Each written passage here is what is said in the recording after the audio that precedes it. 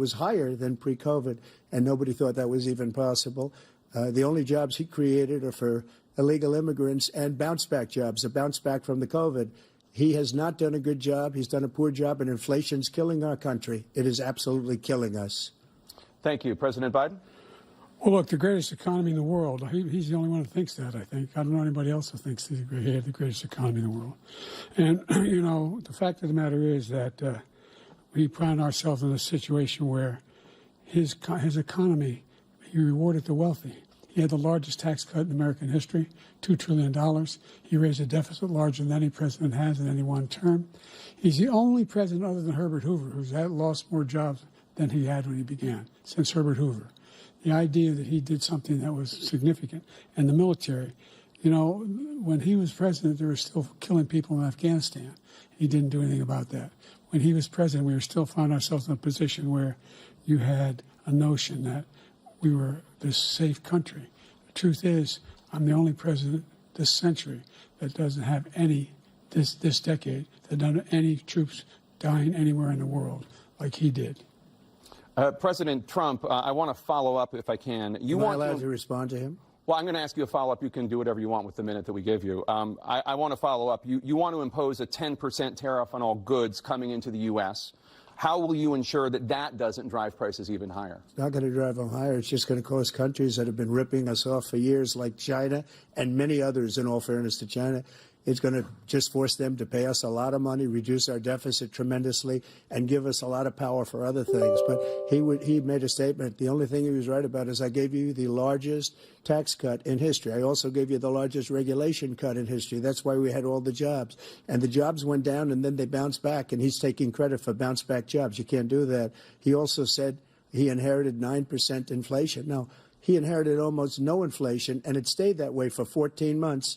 And then it blew up under his leadership because they spent money like a bunch of people that didn't know what they were doing. And they don't know what they were doing. It was the worst, probably the worst administration in history. There's never been. And as far as Afghanistan is concerned, I was getting out of Afghanistan, but we were getting out with dignity, with strength, with power. He got out. It was the most embarrassing day in the history of our country's life. President Trump, over the last 8 years, under both of your administrations, the national debt soared to record highs. And according to a new nonpartisan analysis, President Trump, your administration approved $8.4 trillion in new debt, while so far, President Biden, you've approved $4.3 trillion in new debt. So, former President Trump, many of the tax cuts that you signed into law are set to expire next year. You want to extend them and go even further, you say. With the U.S. facing trillion-dollar deficits and record debt, why should top earners and corporations pay even less in taxes than they do now? Because the tax cuts spurred the greatest economy that we've ever seen just prior to COVID. And even after COVID, it was so strong that we were able to get through COVID much better than just about any other country. But we spurred, that tax spurred. Now, when we cut the taxes, as an example, the corporate tax was cut down to 21% from 39%, plus beyond that. We took in more revenue with much less tax, and companies were bringing back trillions of dollars back into our country. The country was going like never before, and we were ready to start paying down debt. We were ready to start using the liquid gold right under our feet, the oil and gas right under our feet. We were going to have something that nobody else has had. We got hit with COVID. We did a lot to fix it. I gave him an unbelievable situation with all of the therapeutics and all of the things that we came up with. We gave him something great. Remember, more people died under his administration, even though we had largely fixed it. More people died under his administration than our administration, and we were right in the middle of it, something which a lot of people don't like to talk about. But he had far more people dying in his administration. He did the mandate, which is a disaster, mandating it. The vaccine went out. He did a mandate on the vaccine, which is the thing that people most objected to about the vaccine. And he did a very poor job, just a very poor job. And I will tell you, not only poor there, but throughout the entire world, we're no longer respected as a country. They don't respect our leadership. They don't respect the United States anymore. We're like a third world nation between weaponization of his election, trying to go after his political opponent. All of the things he's done, we've become like a third world nation, and it's a shame. The damage he's done to our country, And I'd love to ask him, and will, why he allowed millions of people to come in here from prisons, jails, and mental institutions to come into our country and destroy our country. President Trump, we will get to immigration later in this block. President Biden, I want to give you an opportunity to respond to this question about the national debt. He had the largest national debt of any president in a 4-year period, number one. Number two, that $2 trillion tax cut benefited the very wealthy. What I'm going to do is fix the tax system. For example, we have 1,000 trillionaires in America. Billionaires in America. And what's happening? They're in a situation where they, in fact, pay 8.2% in taxes. If they just paid 24%, 25%, either one of those numbers, they'd raise $500 billion, I should say, in a 10-year period. We'd be able to wipe out his debt. We'd be able to help make sure that all those things we need to do, child care, elder care, making sure that we continue to strengthen our health care system, making sure that we're able to make every single solitary person eligible for what I've been able to do with the COVID, with dealing with everything we have to do with, look, if we finally beat Medicare. Thank you, President Biden. President Trump? Well, he's right. He did beat Medicare. He beat it to death, and he's destroying Medicare because all of these people are coming in. They're putting them on Medicare. They're putting them on Social Security. They're going to destroy Social Security. This man is going to single-handedly destroy Social Security. These millions and millions of people coming in, they're trying to put them on Social Security. He will wipe out Social Security. He will wipe out Medicare. So he was right in the way he finished that sentence. And it's a shame. What's happened to our country in the last 4 years is not to be believed. Foreign countries, I'm friends with a lot of people, they cannot believe what happened to the United States of America. We're no longer respected. They don't like us. We give them everything they want, and they think we're stupid. They think we're very stupid people. What we're doing for other countries, and they do nothing for us. What this man has done is absolutely criminal. Thank you, President Trump. Dana? This is the first presidential election since the Supreme Court overturned Roe v. Wade. This morning, the court ruled on yet another abortion case, temporarily allowing emergency abortions to continue in Idaho, despite that state's restrictive ban. Former President Trump, you take credit for the decision to overturn Roe v. Wade, which returned the issue of abortion to the states. Correct. However, the federal government still plays a role in whether or not women have access to abortion pills. They're used in about 2/3 of all abortions. As president, would you block abortion medication? First of all, the Supreme Court just approved the abortion pill, and I agree with their decision to have done that, and I will not block it. And if you look at this whole question that you're asking, complex but not really complex. 51 years ago, you had Roe v. Wade, and everybody wanted to get it back to the states. Everybody, without exception. Democrats, Republicans, liberals, conservatives. Everybody wanted it back. Religious leaders. And what I did is I put 3 great Supreme Court justices on the court, and they happened to vote in favor of killing Roe v. Wade and moving it back to the states. This is something that everybody wanted. Now, 10 years ago or so, they started talking about how many weeks and how many this, and getting into other things. But every legal scholar throughout the world, the most respected, wanted it brought back to the states. I did that. Now the states are working it out. If you look at Ohio, it was a decision that was an end result that was a little bit more liberal than you would have thought. Kansas, I would say the same thing. Texas is different. Florida is different. But they're all making their own decisions right now. And right now, the states control it. That's the vote of the people. Like Ronald Reagan, I believe in the exceptions. I am a person that believes. And frankly, I think it's important to believe in the exceptions. Some people, you have to follow your heart. Some people don't believe in that. But I believe in the exceptions for rape, incest, and the life of the mother. I think it's very important. Some people don't. Follow your heart. But you have to get elected also. And because that has to do with other things. You got to get elected. The problem they have is they're radical because they will take the life of a child in the 8th month, the 9th month, and even after birth. After birth, if you look at the former governor of Virginia, he was willing to do this. He said, we'll put the baby aside and we'll determine what we do with the baby, meaning we'll kill the baby. What happened is we brought it back to the states, and the country is now coming together on this issue. It's been a great thing. Thank you. President Biden? It's been a terrible thing, what you've done. The fact is that the vast majority of constitutional scholars supported Roe when it was decided. Supported Roe. And that's this idea that they're all against it is just ridiculous. And this is the guy who says the state should be able to have it. We're in a state where in 6 weeks, you don't even know whether you're pregnant or not, but you cannot see a doctor and have him decide on what your circumstances are, whether you need help. The idea that states are able to do this is a little like saying we're going to turn civil rights back to the states, let each state have a different rule. Look, there's so many young women who have been, including a young woman who just was murdered, and he went to the funeral. The idea that she was murdered by an immigrant coming in, they talk about that. But here's the deal: there's a lot of young women who are being raped by their in-laws, by their spouses, brothers and sisters. It's just ridiculous, and they can do nothing about it. And they try to arrest them when they cross state lines. Thank you. There have been many young women murdered by the same people he allows to come across our border. We have a border that's the most dangerous place anywhere in the world, considered the most dangerous place anywhere in the world. And he opened it up, and these killers are coming into our country, and they are raping and killing women. And it's a terrible thing. As far as the abortion is concerned, it is now back with the states. The states are voting. In many cases, it's frankly a very liberal decision. In many cases, it's the opposite. But they're voting, and it's bringing it back to the vote of the people, which is what everybody wanted, including the founders, if they knew about this issue, which, frankly, they didn't. But they would have, everybody wanted it brought back. Ronald Reagan wanted it brought back. He wasn't able to get it. Everybody wanted it brought back, and many presidents had tried to get it back. I was the one to do it. And again, this gives it the vote of the people, and that's where they wanted it. Every legal scholar wanted it that way.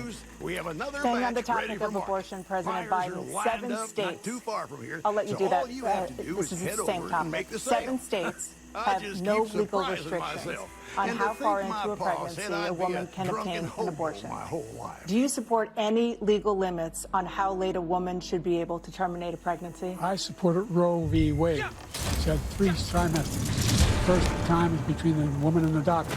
Second time is between the doctor and an extreme situation. The third time is between the doctor, between the woman and the state. The idea that the politicians, that the founders wanted the politicians to be the ones making decisions about women's health is ridiculous. That's the last. No politician should be making that decision. A doctor should be making those decisions. That's how it should be run. That's what you're going to do. And if I'm elected, I'm going to restore Roe v. Wade. So that means he can take the life of the baby in the 9th month and even after birth, because some states, Democrat run, take it after birth. Again, the former governor of Virginia, put the baby down, then we decide what to do with it. So he's willing to, as we say, rip the baby out of the womb in the 9th month and kill the baby. Nobody wants that to happen, Democrat or Republican. Nobody wants it to happen. That is simply not true. The Roe v. Wade does not provide for that. That's not the circumstance. Only if a woman's life is in danger, she's going to die. That's the only circumstance in which that can happen. But we are not for late-term abortion, period. Period, period. Under Roe v. Wade, you have late-term abortion. You can do whatever you want, depending on the state. You can do whatever you want. We don't think that's a good thing. We think it's a radical thing. We think the Democrats are the radicals, not the Republicans. For 51 years, that was the law. 51 years, constitutional scholarship said it was the right way to go. 51 years, and it was taken away because this guy put very conservative members on the Supreme Court. He takes credit for taking it away. What's he going to do? What's he going to do, in fact, if the MAGA Republicans, he gets elected, and the MAGA Republicans control the Congress, and they pass a universal ban on abortion, period, across the board at 6 weeks or 7 or 8 or 10 weeks, something very, very conservative. Is he going to sign that bill? I'll veto it. He'll sign it. Thank you. Let's turn now to the issue of immigration and border security. President Biden, a record number of migrants have illegally crossed the southern border on your watch. Overwhelming border states and overburdening cities such as New York and Chicago, and in some cases causing real safety and security concerns. Given that, why should voters trust you to solve this crisis? Because we worked very hard to get a bipartisan agreement that not only changed all of that. It made sure that we are in a situation where you had no circumstance where they could come across the border with the number of border police there are now. We significantly increased the number of asylum officers. By the way, the Border Patrol endorsed my position. In addition to that, we found ourselves in a situation where when he was president, he was separating babies from their mothers, putting them in cages, making sure the families were separated. That's not the right way to go. What I've done since I've changed the law, what's happened? I've changed it in a way that now you're in a situation where there are 40% fewer people coming across the border illegally. That's better than when he left office. And I'm going to continue to move until we get the total ban on the total initiative relative to what we can do with more Border Patrol and more asylum officers. President Trump? I really don't know what he said at the end of that sentence. I don't think he knows what he said either. Look, we had the safest border in the history of our country. The border, all he had to do was leave it. All he had to do was leave it. He decided to open up our border, open up our country to people that are from prisons, people that are from mental institutions, insane asylum, terrorists. We have the largest number of terrorists coming into our country right now, all terrorists, all over the world, not just in South America, all over the world. They come from the Middle East, everywhere. All over the world, they're pouring in. And this guy just left it open. And he didn't need legislation because I didn't have legislation. I said, close the border. We had the safest border in history. In that final couple of months of my presidency, we had, according to Border Patrol, who is great, and by the way, who endorsed me for president, but I won't say that, but they endorsed me for president. Brandon, just speak to him. But look, we had the safest border in history. Now we have the worst border in history. There's never been anything like it. And people are dying all over the place, including the people that are coming up in caravans. Thank you, President Trump. President Biden? The only terrorist who's done anything across the border is one who came along and killed three, under his administration, killed an Al-Qaeda person come in his administration, killed three American soldiers. That's the only terrorist that's there. I'm not saying that no terrorist ever got through, but the idea they're emptying their prisons, we're welcoming these people, that's simply not true. There's no data to support what he said. Once again, he's exaggerating, he's lying. President Trump, staying on the topic of immigration, you've said that you're going to carry out, quote, the largest domestic deportation operation in American history, unquote. Does that mean that you will deport every undocumented immigrant in America, including those who have jobs, including those whose spouses are citizens, and including those who have lived here for decades? And if so, how will you do it? Just 1 second. He said we killed three people. The people we killed are al-Baghdadi and Soleimani, the two greatest terrorists, biggest terrorists anywhere in the world. And it had a huge impact on everything, not just border, on everything. He's the one that killed people with the bad water, including hundreds of thousands of people dying and also killing our citizens when they come in. We are living right now in a rat's nest. They're killing our people in New York, in California, in every state in the union, because we don't have borders anymore. Every state is now a border. And because of his ridiculous, insane, and very stupid policies, people are coming in and they're killing our citizens at a level that we've never seen. We call it migrant crime. I call it Biden migrant crime. They're killing our citizens at a level that we've never seen before. And you're reading it like these three incredible young girls over the last few days. One of them, I just spoke to the mother, and they just had the funeral for this girl, 12 years old. This is horrible what's taken place. What's taken place in our country, we're literally an uncivilized country now. He doesn't want it to be. He just doesn't know. He opened the borders. Nobody's ever seen anything like. And we have to get a lot of these people out, and we have to get them out fast because they're going to destroy our country. Just take a look at where they're living. They're living in luxury hotels in New York City and other places. Our veterans are on the street. They're dying because he doesn't care about our veterans. He doesn't care. He doesn't like the military at all, and he doesn't care about our veterans. Nobody been worse. I had the highest approval rating for veterans taking care of the VA. He has the worst. He's gotten rid of all the things that I approved. Choice that I got through Congress, all of the different things I approved, they abandoned. We had by far the highest, and now it's down in less than half because he's done all these great things that we did. And I think he did it just because I approved it, which is crazy. But he has killed so many people at our border by Thank you, allowing President Trump. all of these people to come in. President and it's Biden. a very sad day in America. President Biden, you have the mic. Every single thing he said is a lie. Every single one. For example, veterans are a hell of a lot better off since I passed the PACT Act. 1 million of them now have insurance, and their families have it. Their families have it because what happened, whether it was Agent Orange or burn pits, they're all being covered now. And his group opposed that.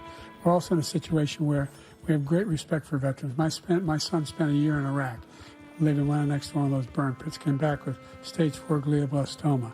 I was recently in France for D-Day, and I spoke all about those heroes that died.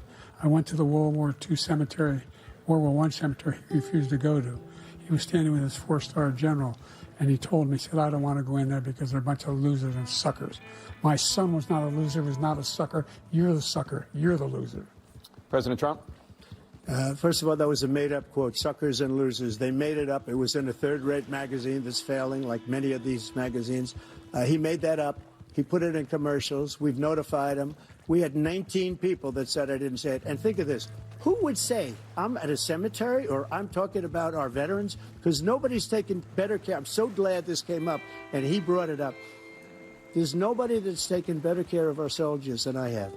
To think that I would, in front of generals and others, say suckers and losers. We have 19 people that said it was never said by me. It was made up by him, just like Russia was made up, just like the 51 intelligence agents are made up, just like the new thing with the 16 economists are talking. It's the same thing. 51 intelligence agents said that the laptop was Russia disinformation. It wasn't. That came from his son, Hunter. It wasn't Russia disinformation. He made up the suckers and losers, so he should apologize to me right now. 4-star general standing to your side who was on your staff who said you said it, period. That's number one. And number two, the idea that I have to apologize to you for anything along the line. We've done more for veterans than any president has in American history. And they now are in their family. The only sacred obligation we have as a country is to care for our veterans when they come home and their families and equip them when they go to war. That's what we're doing. That's what the VA is doing now. They're doing more for veterans than ever before in our history. All right, thank you so much. Let's move to the topic of foreign policy. I want to begin with Russia's war against Ukraine, which is now in its 3rd year. Former President Trump, Russian President Vladimir Putin says he'll only end this war if Russia keeps the Ukrainian territory it has already claimed and Ukraine abandons its bid to join NATO. Are Putin's terms acceptable to you? First of all, our veterans and our soldiers can't stand this guy. They can't stand him. They think he's the worst commander-in-chief, if that's what you call him, that we've ever had. They can't stand him. So let's get that straight. And they like me more than just about any of them. And that's based on every single bit of information. As far as Russia and Ukraine, if we had a real president, a president that knew, that was respected by Putin, he would have never invaded Ukraine. A lot of people are dead right now, much more than people know. You know, they talk about numbers. You can double those numbers, maybe triple those numbers. He did nothing to stop it. In fact, I think he encouraged Russia from going in. I'll tell you what happened. He was so bad with Afghanistan. It was such a horrible embarrassment, most embarrassing moment in the history of our country, that when Putin watched that and he saw the incompetence, that he should have fired those generals, like I fired the one that you mentioned. And so he's got no love lost. But he should have fired those generals. No general got fired for the most embarrassing moment in the history of our country, Afghanistan, where we left billions of dollars of equipment behind. We lost 13 beautiful soldiers, and 38 soldiers were obliterated. And by the way, we left people behind, too. We left American citizens behind. When Putin saw that, he said, you know what? I think we're going to go in and maybe take this was his dream. I talked to him about it, his dream. The difference is he never would have invaded Ukraine, never. Just like Israel would have never been invaded in a million years by Hamas. You know why? Because Iran was broke with me. I wouldn't let anybody do business with them. They ran out of money. They were broke. They had no money for Hamas. They had no money for anything. No money for terror. That's why you had no terror at all during my administration. This place, the whole world is blowing up under him. President Biden? Never heard so much malarkey in my whole life. Look, the fact of the matter is that we're in a situation where, let's take the last point first. Iran attacked American troops, caused brain damage for a number of these troops, and he did nothing about it. Recently, not when he was president. They attacked. He said they're just having headaches. That's all it is. He didn't do a thing when the attack took place, number one. Number two, we got over 100,000 Americans and others out of Afghanistan during that airlift. Number three, we found ourselves in a situation where, if you take a look at what Trump did in Ukraine, this guy told Trump, do whatever you want, and do whatever you want. And that's exactly what Trump did to Putin, encourage him, do whatever you want. And he went in. And listen to what he said when he went in. He was going to take Kyiv in 5 days, remember? Because it's part of the old Soviet Union. That's what he wanted to reestablish, Kyiv. And he, in fact, didn't do it at all. He wasn't able to get it done. And they've lost thousands and thousands of troops, 500,000 troops. President Trump, I as never come back said to you that. for 1 minute, I just want to go back to my original question, which is, are Putin's terms acceptable to you? Keeping the territory in Ukraine? No, they're not acceptable. But look, this is a war that never should have started. If we had a leader in this war, he led everybody along. He's given $200 billion now or more to Ukraine. He's given $200 billion. That's a lot of money. I don't think there's ever been anything like it. Every time that Zelensky comes to this country, he walks away with $60 billion. He's the greatest salesman ever. And I'm not knocking him. I'm not knocking anything. I'm only saying the money that we're spending on this war, and we shouldn't be spending, it should have never happened. I will have that war settled between Putin and Zelensky as president-elect before I take office on January 20th. I'll have that war settled. People being killed so needlessly, so stupidly, and I will get it settled, and I'll get it settled fast before I take office. President Biden, you have a minute. The fact is that Putin is a war criminal. He's killed thousands and thousands of people. And he has made one thing clear.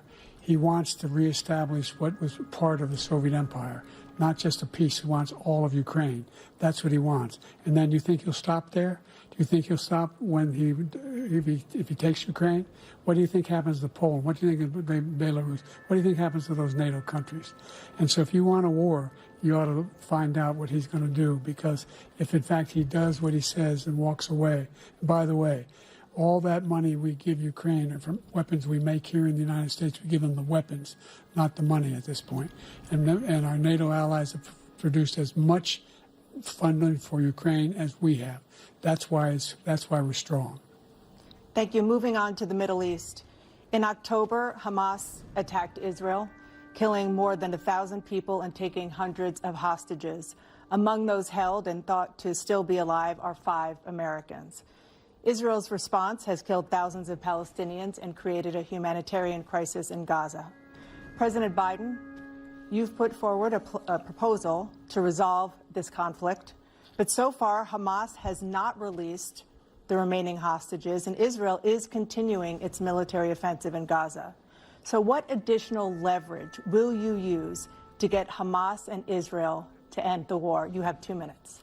Number one, everyone from the United Nations Security Council straight through to the G7 to the Israelis and Netanyahu himself have endorsed the plan I put forward, which has 3 stages to it. The first stage is trade the hostages for a ceasefire. Second phase is a ceasefire with additional conditions. The third phase is the end of the war. The only one who wants the war to continue is Hamas. Number one, they're the only ones standing out. We're still pushing hard to get them to accept. In the meantime, what's happened? In Israel, we're finding that the only thing I've denied Israel was 2,000-pound bombs. They don't work very well in populated areas. They kill a lot of innocent people. We're providing Israel with all the weapons they need and when they need them. And by the way, I'm the guy that organized the world against Iran when they had a full-blown intercontinental ballistic missile attack on Israel. No one was hurt. No one Israeli was accidentally killed, and it just stopped. We saved Israel. We are the biggest producer of support for Israel of anyone in the world. And so there are 2 different things. Hamas cannot be allowed to be continued. We continue to send our experts and our intelligence people as to how they can get Hamas like we did bin Laden. You don't have to do it. And by the way, they've been greatly weakened, Hamas, greatly weakened, and they should be. They should be eliminated. But you've got to be careful for what using certain weapons among population centers. Just going back to Ukraine for 1 second. We have an ocean separating us. The European nations together have spent $100 billion, or maybe more than that, less than us. Why doesn't he call them and say, you got to put up your money like I did with NATO? I got them to put up hundreds of billions of dollars. The Secretary General of NATO said Trump did the most incredible job I've ever seen. They wouldn't have any, they were going out of business. We were spending almost 100% of the money was paid by us. He didn't do that. He's getting all, you got to ask these people to put up the money. We're over $100 billion more spent, and it has a bigger impact on them because of location, because we have an ocean in between. You got to ask them, as far as Israel and Hamas, Israel's the one that wants to go. He said the only one that wants to keep going is Hamas. Actually, Israel is the one, and you should let him go and let him finish the job. He doesn't want to do it. He's become like a Palestinian, but they don't like him because he's a very bad Palestinian. He's a weak one. President Biden, you have a minute. I've never heard so much foolishness. This is a guy who wants to get out of NATO. Are you going to stay in NATO? He's going to pull out of NATO. The idea that we have, our strength lies in our alliances as well. We may be a big ocean, but are we ever able to avoid a war in Europe, a major war in Europe? What happens if, in fact, you have Putin continue to go into NATO? We have an Article 5 agreement. Attack on one is attack on all. You want to start the nuclear war he keeps talking about, go ahead. Let Putin go in and control Ukraine and then move on to Poland and other places. See what happens then. He has no idea what the hell he's talking about. And by the way, I got 50 other nations around the world to support Ukraine, including Japan and South Korea, because they understand that this kind of dislocation has a serious threat to the whole world peace. No major war in Europe has ever been able to be contained just to Europe. President Trump, just to follow up, would you support the creation of an independent Palestinian state in order to achieve peace in the region? I'd have to see, but before we do that, the problem we have is that we spend all the money. So they kill us on trade. I made great trade deals with the European nations because if you add them up, they're about the same size economically. Their economy is about the same size as the United States. And they were no cars, they don't want anything that we have, but we're supposed to take their cars, their food, their everything, their agriculture. I changed that. But the big thing I changed is they don't want to pay. And the only reason that he can play games with NATO is because I got them to put up hundreds of billions of dollars. I said, and he's right about this, I said, no, I'm not going to support NATO if you don't pay. They asked me that question, would you guard us against Russia, at a very secret meeting of the 28 states at that time, nations at that time. And they said, no, if you don't pay, I won't do that. And you know what happened? Billions and billions of dollars came flowing in the next day and the next months. But now we're in the same position. We're paying everybody's bills. Let's turn to the issue of democracy. Former President Trump, I want to ask you about January 6, 2021. After you rallied your supporters that day, some of them stormed the Capitol to stop the constitutionally mandated counting of electoral votes. As president, you swore an oath to, quote, preserve, protect, and defend, unquote, the Constitution. What do you say to voters who believe that you violated that oath through your actions and inaction on January 6th and worry that you'll do it again? Well, I don't think too many believe that. And let me tell you about January 6th. On January 6th, we had a great border. Nobody coming through, very few. On January 6th, we were energy independent. On January 6th, we had the lowest taxes ever. We had the lowest regulations ever. On January 6th, we were respected all over the world. All over the world, we were respected. And then he comes in, and we're now laughed at. We're like a bunch of stupid people. What happened to the United States' reputation under this man's leadership is horrible, including weaponization, which I'm sure at some point you'll be talking about, where he goes after his political opponent because he can't beat him fair and square. You have 80 seconds left. My question was, what do you say to those voters who believe that you violated your constitutional oath through your actions and inaction on January 6, 2021, and worry that you'll do it again? Well, I didn't say that to anybody. I said peacefully and patriotically. And Nancy Pelosi, if you just watched the news from 2 days ago, on tape to her daughter, who's a documentary filmmaker, they say, but she's saying, oh, no, it's my responsibility. I was responsible for this. Because I offered her 10,000 soldiers or National Guard, and she turned them down. And the mayor in writing, by the way, the mayor in writing turned it down, the mayor of D.C. They turned it down. I offered 10,000 because I could see, I had virtually nothing to do. They asked me to go make a speech. I could see what was happening. Everybody was saying they're going to be there on January 6th. They're going to be there. And I said, you know what? There's a lot of people coming. You could feel it. You could feel it too, and you could feel it. And I said, they ought to have some National Guard or whatever. And I offered it to her. And she now admits that she turned it down. And it was the same day she was, I don't know, she can't be very happy with her daughter because it made her into a liar. She said, I take full responsibility for January 6th. President Biden? Look, he encouraged those folks to go up on Capitol Hill, number one. I sat in that dining room off the Oval Office. He sat there for 3 hours watching, begging, being begged by his vice president and a number of his colleagues on the Republican side as well to do something, to call for a stop, to end it. Instead, they talked about these people being patriots and great patrons of America. In fact, he says he'll now forgive them for what they've done. They've been convicted. He says he wants to commute their sentences and say that no. He went to every single court in the nation. I don't know how many cases, scores of cases, including the Supreme Court, and they said, no, this guy is responsible for doing what was done. He did do a damn thing, and these people should be in jail, and they should be the ones who are being held accountable. And he wants to let them all out. And now he says if he loses again, such a whiner that he is, that it could be a bloodbath. Thank you, President Biden. President Trump? What they've done to some people that are so innocent, you ought to be ashamed of yourself. What you have done, how you've destroyed the lives of so many people.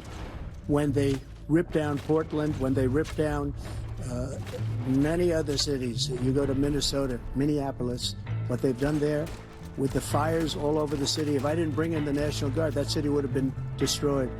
When you look at all of it, they took over big chunks of Seattle. I was all set to bring in the National Guard. They heard that, they saw them coming, and they left immediately. What he said about this whole subject is so off. Peacefully patriotic. One other thing. The Unselect Committee, which is basically two horrible Republicans that are all gone now, out of office, and Democrats, all Democrats, they destroyed and deleted all of the information they found because they found out we were right. We were right. And they deleted and destroyed all of the information. They should go to jail for that. If a Republican did that, they'd go to jail. Thank you, President Trump. President Biden, I want to give you a minute. The only person on this stage is a convicted felon is the man I'm looking at right now. And the fact of the matter is, what he's telling you is simply not true. The fact is that there was no effort on his part to stop what was going on up in Capitol Hill. And all those people, every one of those who were convicted, deserves to be convicted.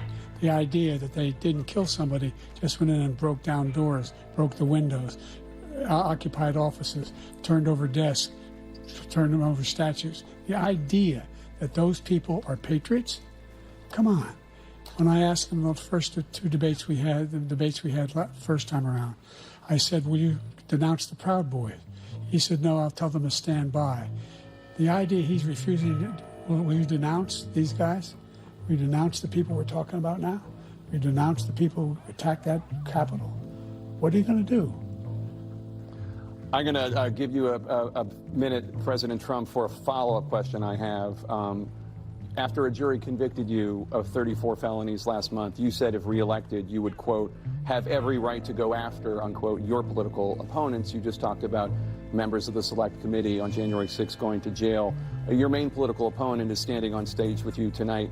Can you clarify exactly what it means about you feeling you have every right to go after your political opponents? Well, I said my retribution is going to be success. We're going to make this country successful again, because right now it's a failing nation. My retribution is going to be success. But when he talks about a convicted felon, his son is a convicted felon at a very high level. His son is convicted, going to be convicted probably numerous other times. Should have been convicted before, but his Justice Department let the statute of limitations lapse on the most important things. But he could be a convicted felon as soon as he gets out of office. Joe could be a convicted felon with all of the things that he's done. He's done horrible things. All of the death caused at the border, telling the Ukrainian people that we're going to want $1 billion or you change the prosecutor. Otherwise, you're not getting $1 billion. If I ever said that, that's quid pro quo.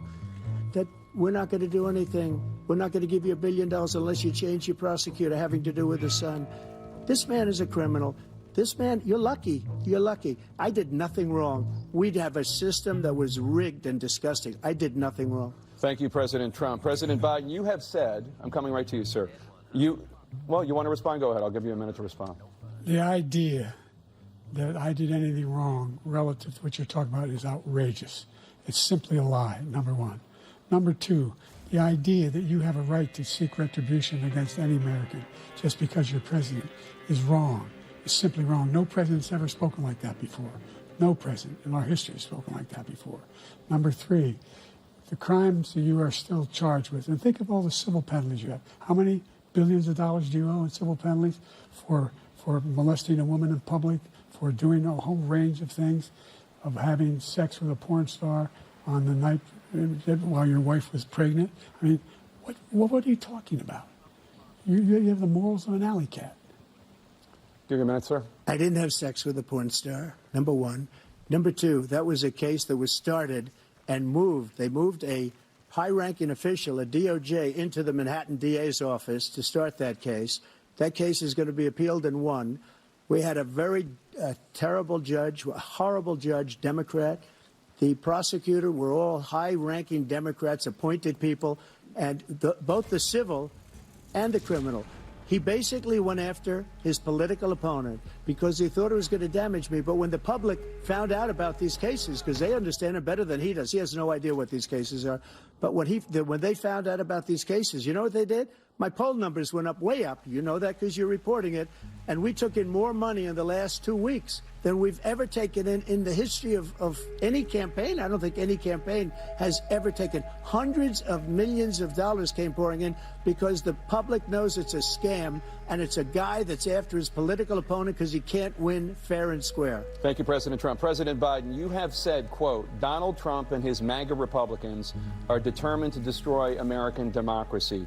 Do you believe that the tens of millions of Americans who are likely to vote for President Trump will be voting against American democracy? The more they know about what he's done, yes.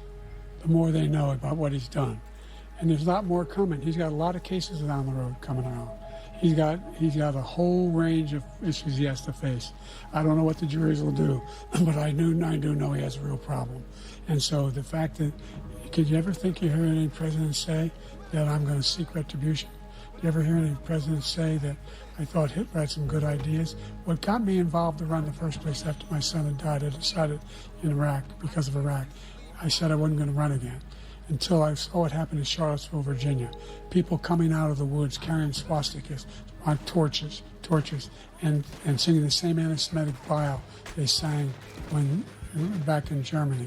And the young woman got killed. I spoke to the mother, and they asked him. They said, "What do you think of those people? The people the ones who got killed, the one who tried to stop it, and the ones," he said, "I think they're fine people on both sides." What American president would ever say, Nazis coming out of fields carrying torches, singing the same anti-Semitic bile, carrying swastikas, were fine people?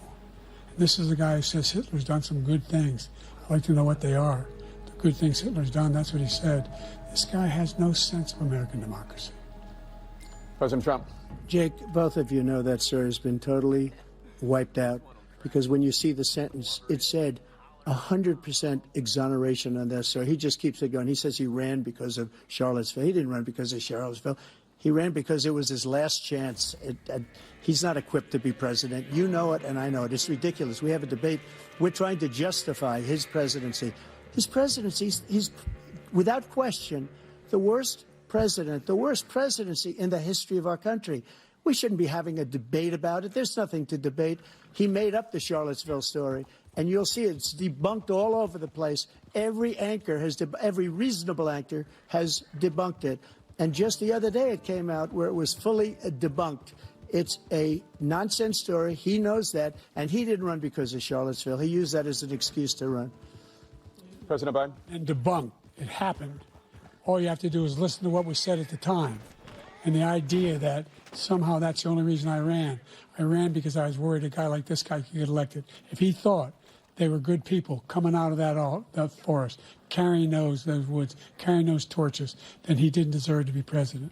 Didn't deserve to be president at all.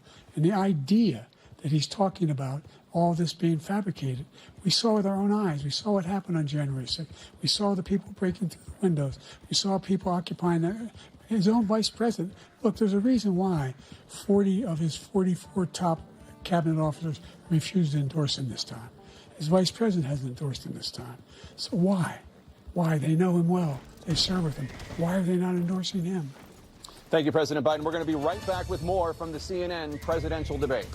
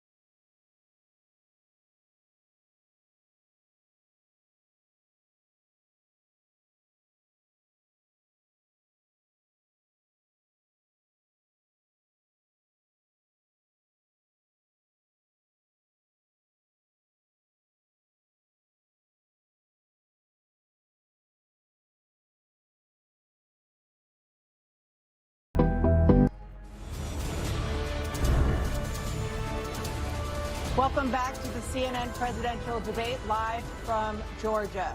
Let's talk about persistent challenges you both faced in your first terms and you'd certainly face again in a second term. President Biden, While black unemployment dropped to a record low under your presidency, black families still earn far less than white families. Black mothers are still 3 times more likely to die from pregnancy-related causes, and black Americans are imprisoned at 5 times the rate of white Americans. What do you say to black voters who are disappointed that you haven't made more progress? They acknowledge they made a lot of progress, number one. The fact of the matter is there's more small black businesses that have been started than any time in history.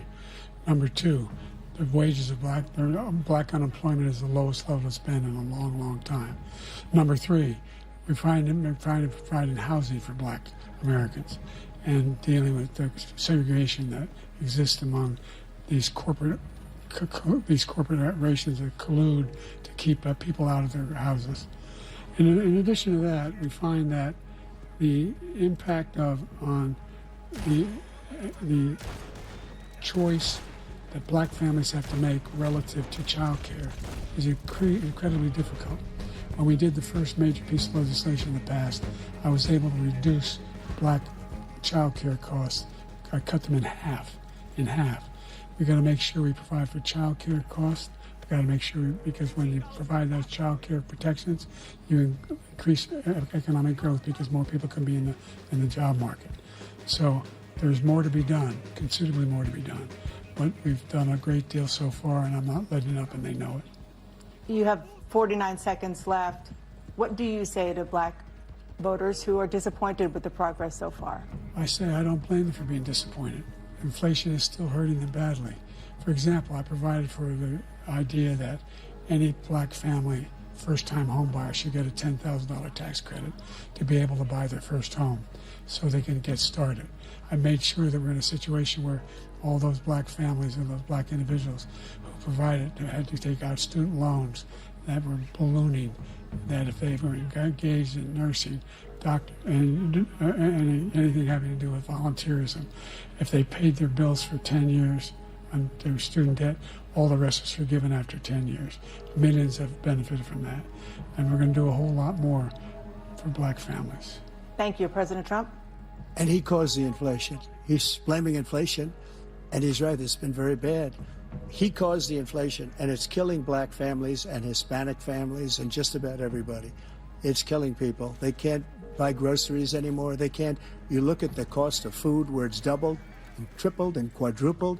They can't live. They're not living anymore. He caused this inflation. I gave him a country with essentially no inflation. It was perfect. It was so good. All he had to do is leave it alone. He destroyed it with his Green New scam and all this money that's being thrown out the window. He caused inflation. As sure as you're sitting there, the fact is that his big kill on the black people is the millions of people that he's allowed to come in through the border. They're taking black jobs now, and it could be 18, it could be 19, and even 20 million people. They're taking black jobs, and they're taking Hispanic jobs, and you haven't seen it yet, but you're going to see something that's going to be the worst in our history. Thank you. President Biden? There was no inflation when I became president. You know why? The economy was flat on its back. 15% unemployment. He decimated the economy, absolutely decimated the economy.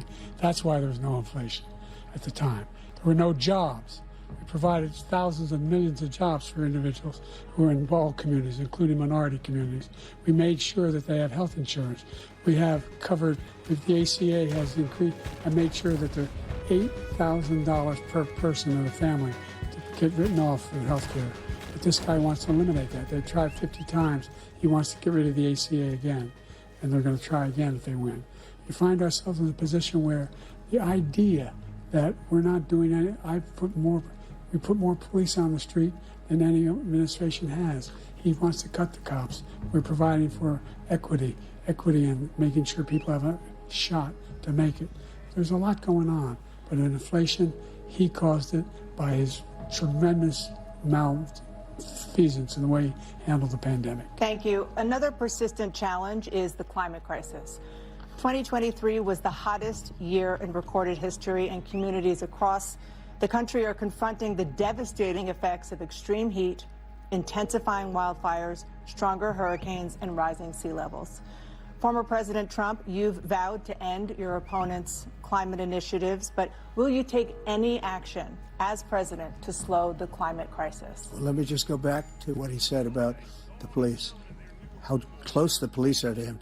Almost every police group in the nation from every state is supporting Donald J. Trump. Almost every police group. And what he's done to the black population is horrible, including the fact that for 10 years he called them super predators. We can't, in the 1990s, we can't forget that. Super predators was his name, and he called it to them for 10, and they've taken great offense at it, and now they see it happening. But when they see what I did for criminal justice reform and for the historically black colleges and universities, where I funded them and got them all funded, and the opportunity zones with Tim, as you know, Tim Scott was incredible. He did a great job. Great senator from South Carolina. He came to me with the idea, and it was a great idea. It's one of the most successful economic development acts ever in the country, opportunity zones. And the biggest beneficiary are blacks. And that's why we have the best numbers with them in maybe ever. They're saying ever. I read this morning where ever, the best numbers. He's lost much of the black population because he's done a horrible job for black people. He's also done a horrible job for Hispanics. But wait till you see these millions of people pouring into our country, and they're going to take the jobs, and it's already started, and you haven't seen anything yet. It's a disaster. You've 38 seconds left. President Trump, will you take any action as president to slow the climate crisis? So I want absolutely immaculate clean water, and I want absolutely clean air, and we had it. We had H2O. We had the best numbers ever, and we were using all forms of energy, all forms, everything. And yet, during my 4 years, I had the best environmental numbers ever. And my top environmental people gave me that statistic just before I walked on the stage, actually. I don't know where the hell he's been. The idea that anything he said is true. I've passed the most extensive climate change legislation in history. We find ourselves, and by the way, black colleges, I came up with $15 billion for HBCUs, historic black universities and colleges, because they don't have the kind of contributors that they have to build these laboratories and the like. Any black student is capable in college of doing what any white student can do. They just don't have the money, but now they'll be able to get those jobs in high tech. We're in a situation where the idea that he is claiming to have done something that had the cleanest water. He hadn't done a damn thing for the environment. He pulled out of the Paris Climate Accord. I immediately joined it because if we reach 1.5 degrees Celsius at any one point, there's no way back. The only existential threat to humanity is climate change, and he didn't do a damn thing about it. He wants to undo all that I've done. The Paris Accord was going to cost us $1 trillion. And China nothing, and Russia nothing, and India nothing. It was a ripoff of the United States. And I ended it because I didn't want to waste that money because they treat us horribly. We were the only ones. It was costing us money. Nobody else was paying into it. And it was a disaster. But everything that he said just now, I'll give you an example. I heard him say before insulin. I'm the one that got the insulin down for the seniors. I took care of the seniors. What he's doing is destroying all of our medical programs because the migrants coming in, they want everybody. And look, I have the biggest heart on the stage, I guarantee you that. And I want to take care of people. But we're destroying our country. They're taking over our schools, our hospitals, and they're going to be taking over Social Security. He is destroying Social Security, Medicare, and Medicaid. The idea is that we, in fact, we were the only ones of consequence who were not members of the Paris Accord. How can we do anything if we're not able to, the United States can't get its pollution under control? One of the largest polluters in the world, number one. We're making significant progress. By 2035, we will have cut pollution in half. We have made significant progress, and we're continuing to make progress. We set up a climate corps for thousands of young people will learn how to deal with climate, just like the Peace Corps. And we're moving in directions that are going to significantly change the elements of cause of pollution. But the idea that he claims that he has the biggest heart up here and he's really concerned about pollution and about climate, I've not seen any indication of that. And by the way, with regard to prescription drugs, one company agreed that they would reduce the price to $35, which I was calling for, one, voluntarily. I made sure every company in the world, every pharmaceutical company, cannot have to pay. Thank you. And by the way, So every day, millions of Americans struggle just to make ends meet. For many older Americans, Social Security provides a critical lifeline. President Biden, if nothing is done to Social Security, seniors will see their benefits cut in just over 10 years. Will you name tonight one specific step that you're willing to take to keep Social Security solvent? yes, make the very wealthy begin to pay their fair share. Right now, everybody making under $170,000 pays 6% of their income, of their paycheck, every single time they get a paycheck from the time of the first one they get when they're 18 years old. The idea that they're going to, I've been proposing that everybody, the millionaires pay 1%. So no one I would not raise the cost of Social Security for anybody under $400,000. After that, I began to make the wealthy begin to pay their fair share by increasing from 1% beyond to be able to guarantee the program for life. So you still have 82 seconds left. Are there any other measures that you think that would be able to help keep Social Security solvent, or is that one enough? Well, no, that one enough will keep it solvent. But the biggest thing I'll do if we defeat this man, because he wants to get rid of Social Security. He thinks there's plenty to cut in Social Security. He's wanting to cut Social Security and Medicare, both times. And and if you look at the program put forward by the House Republican caucus that I believe supports, is in fact want to cut it as well. The idea that we don't need to protect our seniors is ridiculous. And by the way, the American public has greater health care coverage today than ever before. And on the ACA, as I said, you're in a circumstance where 400,000 people, 40 million people would not have insurance because they have a pre-existing condition. Only thing that allows them to have that insurance is the fact that they, in fact, are part of the ACA. And by the way, the other thing is, we're in a situation where we talk about education for black communities. I've raised the amount of money for Pell Grants by another $8,000. So anybody making under $70,000 a year is going to be able to get $15,000 toward their tuition. He just doesn't know what he's talking about. Thank you, President Biden. President Trump. So I've dealt with politicians all my life. I've been on this side of the equation for the last 8 years. I've never seen anybody lie like this guy. He lies. I've never seen it. He can look you in the face. About so many other things, too. And we mentioned the laptop. We mentioned Russia, Ukraine. Everything he does is a lie. It's misinformation and disinformation. The losers and suckers story that he made up is a total lie on the military. It's a disgrace. But Social Security, he's destroying it because millions of people are pouring into our country, and they're putting them onto Social Security. They're putting them onto Medicare, Medicaid. They're putting them in our hospitals. They're taking the place of our citizens. What they're doing to the VA, to our veterans, is unbelievable. Our veterans are living in the street, and these people are living in luxury hotels. He doesn't know what he's doing, and it's really coming back. I've never seen such anger in our country before. President Biden. The idea that veterans are not being taken care of, I told you before. And by the way, when I said suckers and losers, he acknowledged after that he fired that general. That general got fired because he's the one that acknowledged that that's what he said. He was the one standing with Trump when he said it, number one. Number two, the idea that we're going to be in a situation where all these millions and millions, the way he talks about it, illegal aliens are coming into the country and taking away our jobs. There's a reason why we have the fastest growing economy in the world, the reason why we have the most successful economy in the world. We're doing better than any other nation in the world. And by the way, those 15 Nobel laureates he talked about being phony, those 15 Nobel laureates, economists, they all said that if Trump is reelected, we're likely to have a recession and inflation is going to increasingly go up. And by the way, worst president in history, 159 presidential scholars voted him the worst president in the history of the United States of America. President Biden, thank you so much. Let's turn to the cost of child care, which many American families struggle to afford. President Trump, both you and President Biden have tried to address this issue. but the average cost of child care in this country has risen to more than $11,000 a year per child. For many families, the cost of child care for 2 children is more than their rent. In your second term, what would you do to make child care more affordable?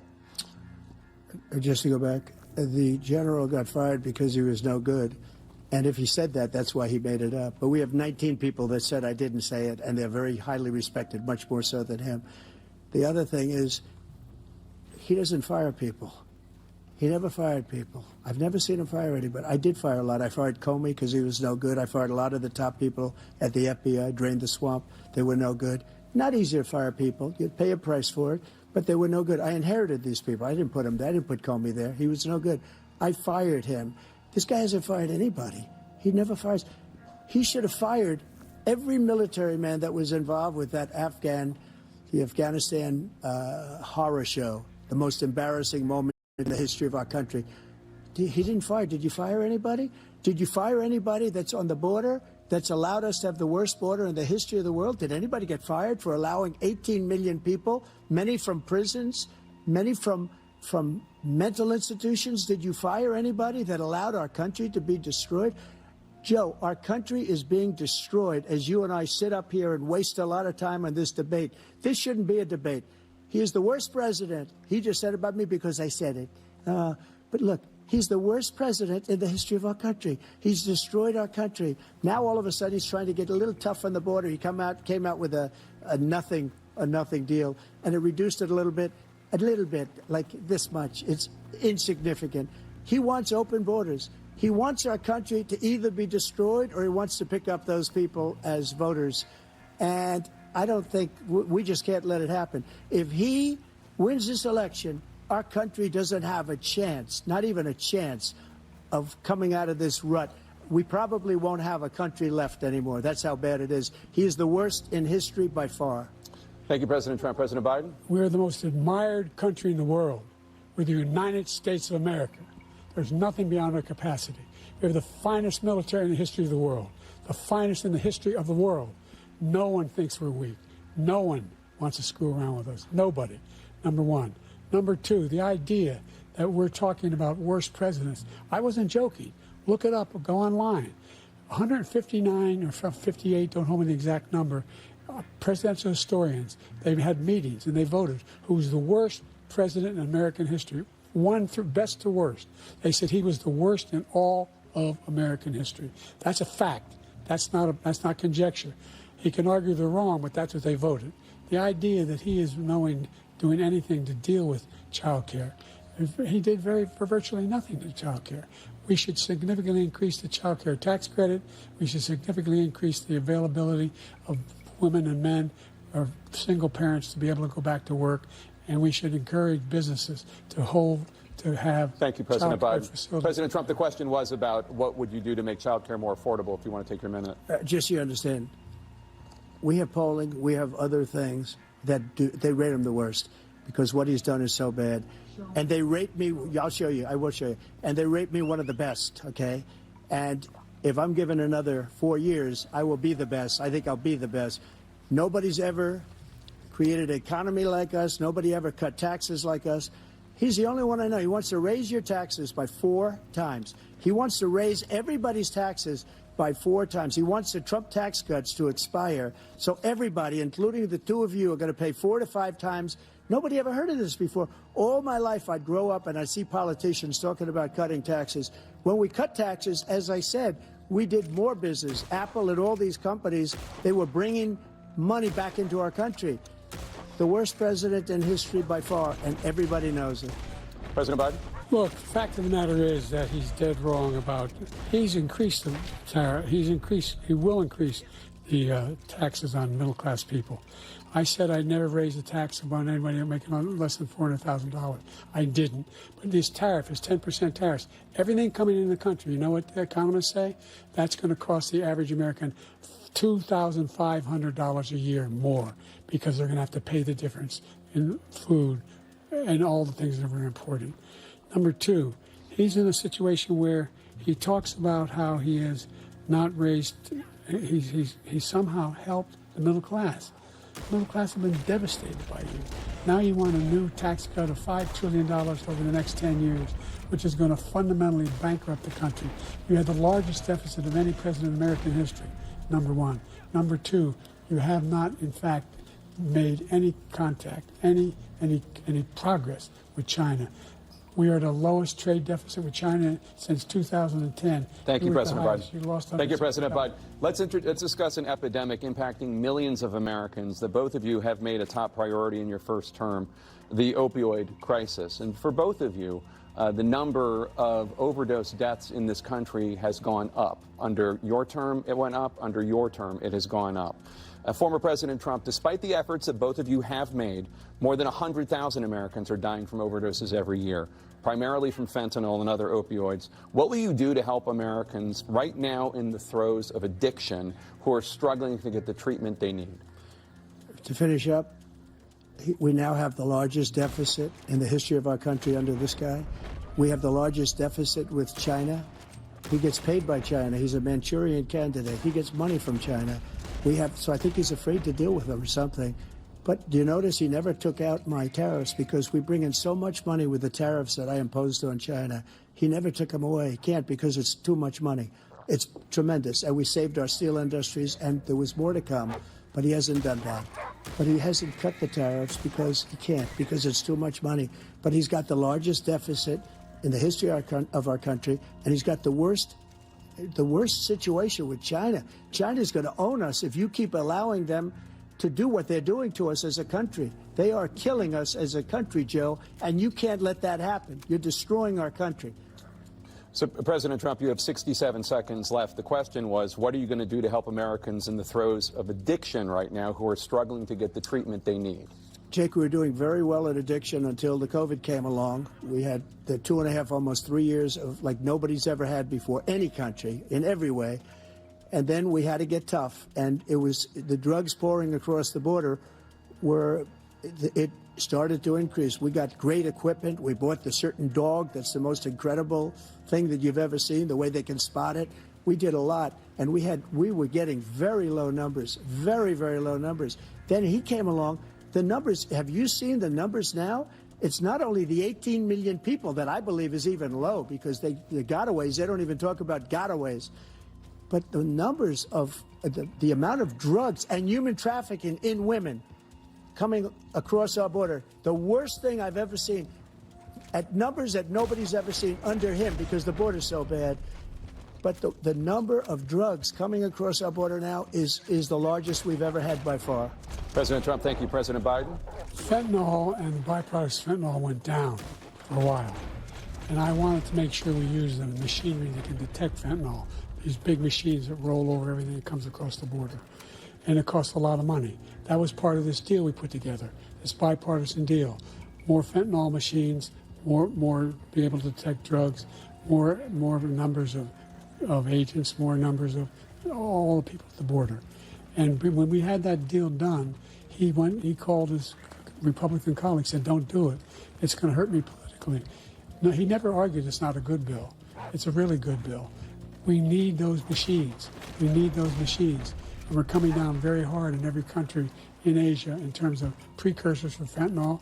And Mexico is working with us to make sure they don't have the technology to be able to put it together. That's what we have to do. We need those machines. Thank you, President Biden. President Trump, and again, the question is about Americans in the throes of addiction right now struggling to get the treatment they need. Well, this does pertain to it. He ended Remain in Mexico. He ended catch and release. I made it catch and release in Mexico, not catch and release here.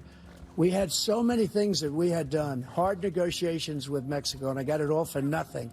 It's just like when you have a hostage. We always pay $6 billion for a hostage. Every time we say it's a hostage. Now we have a hostage, a Wall Street Journal reporter, I think a good guy, and he's over there because Putin is laughing at this guy, probably asking for billions of dollars for the reporter.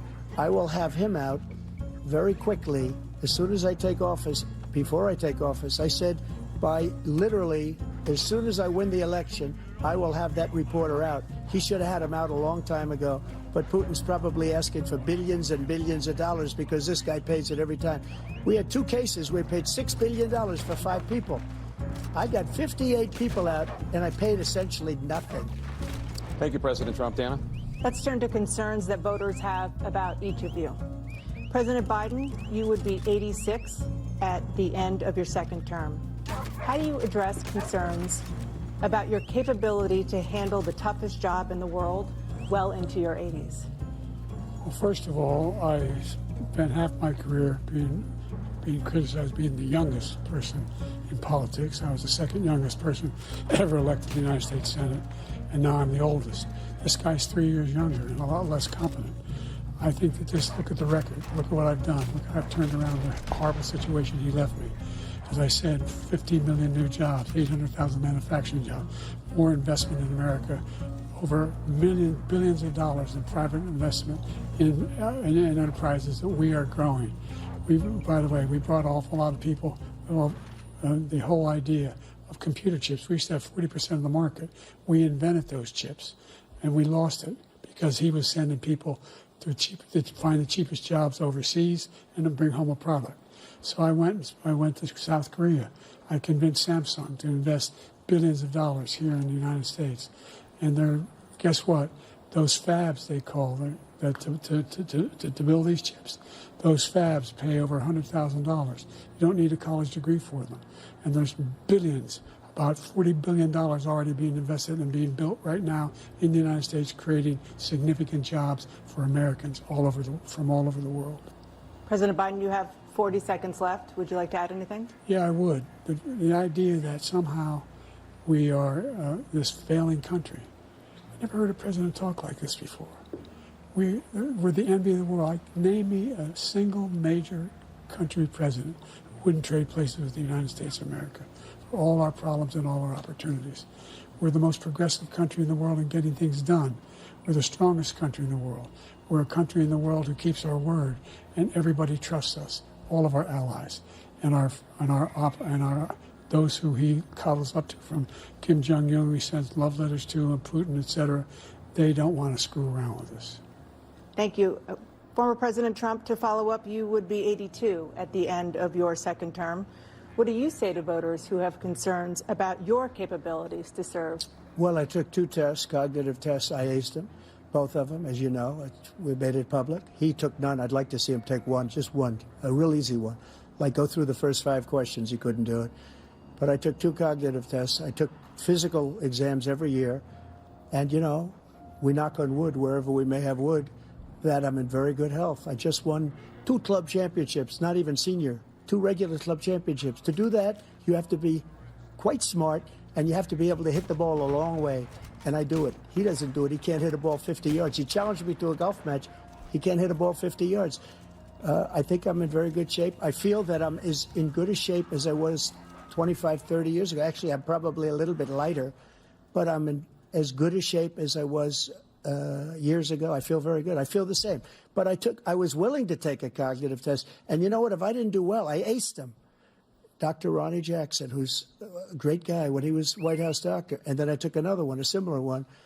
And one of them said they'd never seen anybody ace him. Thank you. President Biden? You can see he is 6'5" and only 223 pounds, or 235 pounds. Well, you said 6'4", 200. Well, anyway, that's what anyway, just take a look at what he says he is, and take a look at what he is. Look, I'd be happy to have a driving contest with him. I got my handicap, which when I was vice president, down to a 6.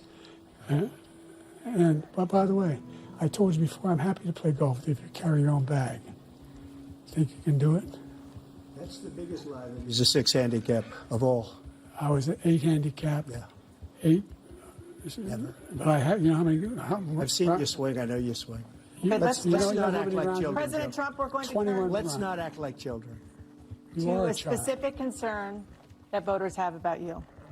Will you pledge tonight that once all legal challenges have been exhausted, that you will accept the results of this election, regardless of who wins, and you will say right now that political violence in any form is unacceptable? Well, I shouldn't have to say that, but of course I believe that. It's totally unacceptable. And if you would see my statements that I made on Twitter at the time, and also my statement that I made in the Rose Garden, you would say it's one of the strongest statements you've ever seen. In addition to the speech I made in front of, I believe, the largest crowd I've ever spoken to. And I will tell you, nobody ever talks about that. They talk about a relatively small number of people that went to the Capitol and in many cases were ushered in by the police. And as Nancy Pelosi said, it was her responsibility, not mine. She said that loud and clear. But the answer is, if the election is fair, free, and I want that more than anybody. And I'll tell you something. I wish he was a great president, because I wouldn't be here right now. I'd be at one of my many places enjoying myself. I wouldn't be under indictment because I wouldn't have been his political opponent, because he indicted me because I was his opponent. I wish he was a great president. I would rather have that. I wouldn't be here. I don't mind being here. But the only reason I'm here is he's so bad as a president that I'm going to make America great again. We're going to make America great again. We're a failing nation right now. We're a seriously failing nation. And we're a failing nation because of him. His policies are so bad. His military policies are insane. They're insane. These are wars that will never end with him. He will drive us into World War III, and we're closer to World War III than anybody can imagine. We are very, very close to World War III, and he's driving us there. And Kim Jong-un and President Xi of China, Kim Jong-un of North Korea, all of these, Putin, they don't respect him. They don't fear him. They have nothing going with this gentleman, and he's going to drive us into World War III. You want a World War III, let him follow and win, and let Putin say, do what you want, NATO. Just do what you want. There's a thing called Article 5. An attack on one is an attack on all, a required response. The idea, I can't think of a single major leader in the world who wouldn't trade places with the job I've done and what they've done. Because we are a powerful nation. We have wonderful people. It's because of the people, not me. It's because of the American people. They're capable of anything, and they step up when they're needed. And right now, we're needed. We're needed to protect the world because our own safety is at stake. And again, you want to have a war, just let Putin go ahead and take Kyiv, make sure they move on, see what happens in Poland, Hungary, and other places along that border. Then you have a war. President Trump, as I come back to you for a follow-up, the question was, will you accept the results of this election, regardless of who wins? Just to finish what he said, if I might, Russia, they took a lot of land from Bush. They took a lot of land from Obama and Biden. They took no land, nothing from Trump, nothing. He knew not to do it. He's not going to play games with me. He knew that. I got along with him very well, but he knew not to play games. He took nothing from me. But now he's going to take the whole thing from this man right here. That's a war that should have never started. It would have never started, ever, with me. And he's going to take Ukraine. And, you know, you asked me a question before, would you do this with... He's got us in such a bad position right now with Ukraine and Russia. Because Ukraine's not winning that war. He said, I will never settle until such time. They're running out of people. They're running out of soldiers. They've lost so many people. It's so sad. They've lost so many people, and they've lost those gorgeous cities with the golden domes that are 1,000 years old, all because of him and stupid decisions. Russia would have never attacked if I were president. President Trump, the question was, will you accept the results of the election, regardless of who wins? Yes or no, please. If it's a fair and legal and good election, absolutely. I would have much rather accepted these. But the fraud and everything else was ridiculous. And if you want, we'll have a news conference on it in a week. Or we'll have another one of these in a week. But I will absolutely, there's nothing I'd rather do. It would be much easier for me to do that than I'm running again. I wasn't really going to run until I saw the horrible job he did. He's destroying our country. I would be very happy to be someplace else, in a nice location someplace. And again, no indictments, no political opponent stuff, because it's the only way he thinks he can win. But unfortunately, it's driven up my numbers and driven them up to a very high level because the people understand it. Let's see what your numbers are when this election is over. Let's see. You're a whiner. When you lost the first time, you continued, you appealed and appealed to courts all across the country. Not one single court in America said any of your claims had any merit, state or local. None. But you continue to provoke this lie about somehow there's all this representation, all this stealing. There's no evidence of that at all. And I tell you what, I doubt whether you'll accept it because you're such a whiner. The idea if you lose again, you accepting anything, you can't stand the loss. Something snapped in you when you lost the last time. We'll be right back with more from the CNN presidential debate, live from Georgia.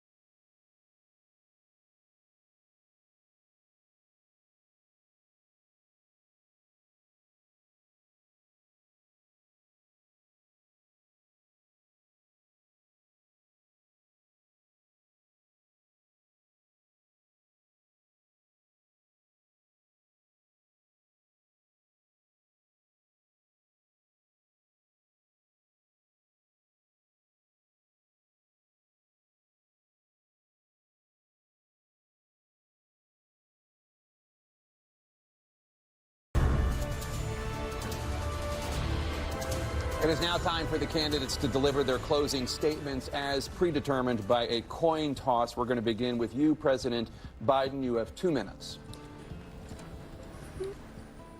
We've made significant progress from the debacle that was left by President Trump in his last term.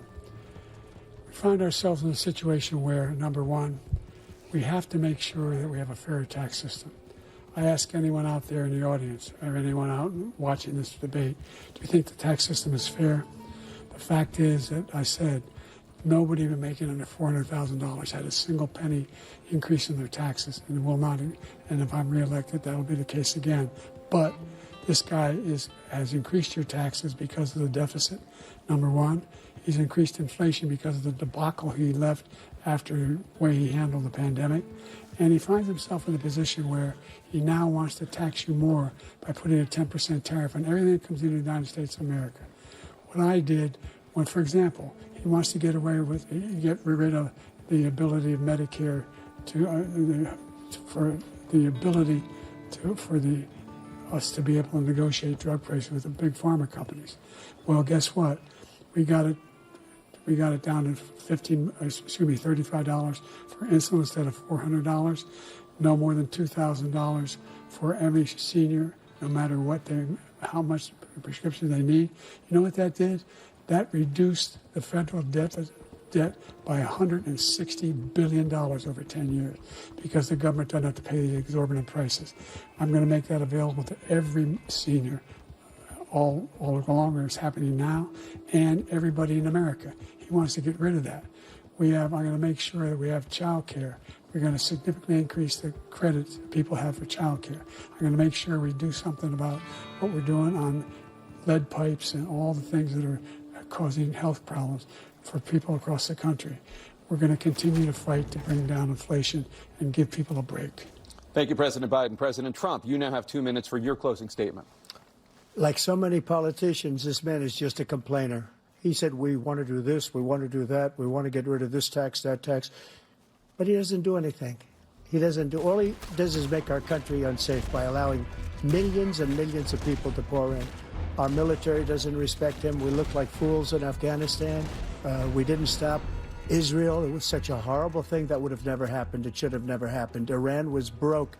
Anybody that did business with Iran, including China, they couldn't do business with the United States. They all passed. Iran was broke. They had no money for Hamas or Hezbollah, for terror, no money whatsoever. Again, Ukraine should have never happened. He talks about all this stuff, but he didn't do it. For 3.5 years, we're living in hell. We have the Palestinians and we have everybody else rioting all over the place. You talk about Charlottesville. This is 100 times Charlottesville, 1,000 times. The whole country is exploding because of you, because they don't respect you, and they have to respect their president, and they don't respect you throughout the world.